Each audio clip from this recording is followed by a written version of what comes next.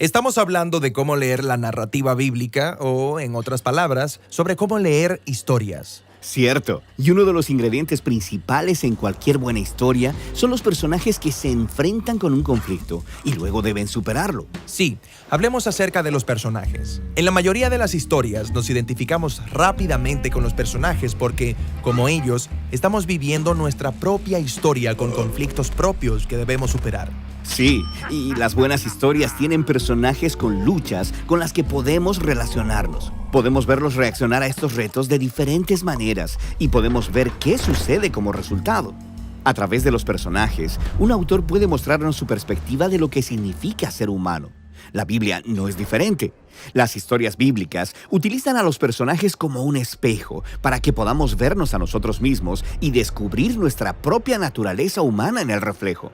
El asunto con los personajes de la Biblia es que puede ser difícil identificarnos con ellos. O sea, muchas veces se nos dan muy pocos detalles acerca de ellos. Sí, los autores bíblicos desarrollaron los personajes de manera diferente a la narrativa actual.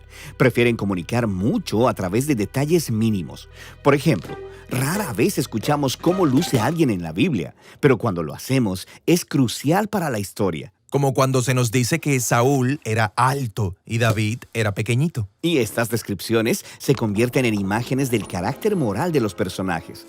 La altura de Saúl equivale a su amor por el estatus y el poder para imponer autoridad, mientras que David acepta humildemente su estatus bajo y permite que Dios lo exalte y libere. Así que la apariencia física de las personas es simbólica. Sí, muy frecuentemente. Como cuando el cuerpo peludo de Esaú encaja con su comportamiento animal y la piel tersa de Jacob coincide con su naturaleza engañosa y resbaladiza. ¿Qué otras pistas obtenemos sobre los personajes bíblicos? Bueno, los nombres de las personas frecuentemente simbolizan su rol en la historia. Abraham, en hebreo, suena como padre de multitudes. Jacob significa engañadora. Ruth significa refrigerio. Y Saúl, su nombre significa el que pidieron. Él es el rey imperfecto que el pueblo pidió. Así que, al empacar todo este significado con muy pocos detalles, las historias bíblicas pueden hacer mucho en poco espacio. Y dejan fuera cosas que los lectores modernos quisieran saber acerca de estos personajes. Por ejemplo, rara vez nos dicen los pensamientos o las motivaciones de las personas. ¿Cierto? Como cuando Moisés vio a un egipcio golpear a un israelita y lo mata ahí mismo. ¿Pero por qué? ¿Era un enojo justo o simplemente perdió los cabales? ¿Y estaba Dios de acuerdo con lo que hizo? Sí, no se nos dice, porque los autores bíblicos usualmente evitan dar comentarios morales. Ellos prefieren que las palabras y las acciones de los personajes revelen sus motivaciones y luego dejan que nosotros juzguemos su comportamiento al ver las consecuencias. En el caso de Moisés, este asesinato es el comienzo de un patrón en el que su enojo saca lo mejor de él, pero con malos resultados.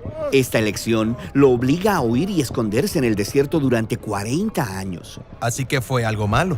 Pero ahí conoce a su esposa, así que ¿es algo bueno? Exactamente. Te obliga a pensar. A través de todas estas técnicas, los narradores bíblicos mantienen sus historias compactas, memorables, pero también cautivantes. Pero, en serio, ¿estaba Moisés siendo malo o bueno? Claro, como en las historias clásicas, siempre hay un tipo bueno y un tipo malo. Un héroe admirable que se enfrenta a un horrible villano. Claro, y los personajes simplificados como esos son útiles para enseñar a los niños que existe el bien y el mal.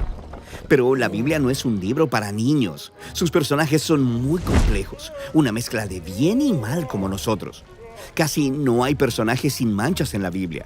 ¿Qué hay de los héroes de la fe, como Abraham o el rey David? ¿Te refieres a Abraham, que usó a una esclava egipcia para tener sexo y luego mintió sobre su esposa 2 veces para salvar su pellejo? Y David, el hombre conforme al corazón de Dios que se acostó con la esposa de otro hombre y luego lo asesinó. Estas historias son todo menos que simplistas. Nos ofrecen retratos realistas de personas transigentes como nosotros. La verdadera sorpresa es que Dios sigue trabajando con ellos a pesar de sus fracasos. Así que solo porque una persona fue llamada por Dios o ganó una batalla y se vuelve exitosa o próspera, no significa que el autor bíblico quiera que actúe como ella. Así es. De hecho, sería muy peligroso imitar a la mayoría de los personajes bíblicos. Cierto, pero debe haber algo admirable acerca de los personajes bíblicos, algo que yo pueda imitar. Por supuesto. Pon atención y notarás que la mayoría de las historias bíblicas resaltan los momentos en los que los personajes fallan o llegan al final de sí mismos, y ellos deciden confiar radicalmente en la gracia y la sabiduría de Dios. Es en estas historias que los autores nos muestran cómo ser un humano que realmente agrada al Señor a través de la humildad y la rendición. Sí, el hecho de que Dios permanece comprometido con los personajes bíblicos es una declaración profunda de la paciencia y el amor de Dios, quien también es un personaje. Así es. Y al estudiar los personajes bíblicos, podemos observar en escena nuestras propias terribles tendencias. Y vemos una y otra vez la respuesta llena de gracia de Dios, quien llevará esta historia hasta el final.